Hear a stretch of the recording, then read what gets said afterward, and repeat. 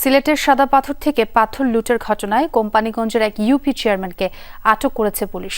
অব্যাহত রয়েছে পাথর উদ্ধার অভিযান। এ বিষয়ে আরও জানবো আমার সহকর্মী মাহবুবুর রহমান রিপনের কাছ থেকে।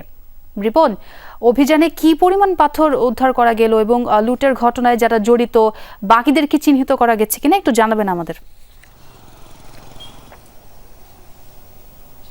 আসলে অভিযান তো বিভিন্ন জায়গায় হচ্ছে। মূলত এই রাস্তাটিতে যারা যৌথ বাহিনী চেকপোস্ট বসিয়েছে, আমরা গতকাল রাতেই দেখিয়েছিলাম।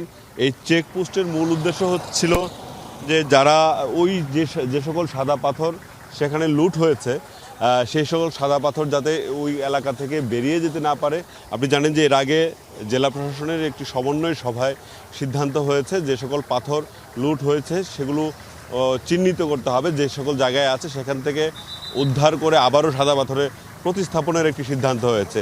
সেই সিদ্ধান্তের 3 ঘন্টার মাথায় কিন্তু এই চেকপোস্টটি বসেছিল গতকাল রাত 10টায়, এবং সেই রাত 10টা থেকেই চেকপোস্টে তল্লাশি চলছে। এখানে শত শত ট্রাক তল্লাশি করা হয়েছে এবং এর মধ্যে এখন পর্যন্ত যেটা আমাদের কাছে তথ্য রয়েছে 78টি ট্রাকে সাদা পাথর আছে বলে তাদেরকে চিহ্নিত করা হয়েছে। সে সকল ট্রাকে এখান থেকে ফেরত নিয়ে যাওয়া হচ্ছে এবং একটি জায়গায় নিয়ে সেগুলো ডাম্পিং করে আবারও পুনরায় পরীক্ষা নিরীক্ষা করা হবে আদৌ সেগুলো সাদা পাথর কিনা।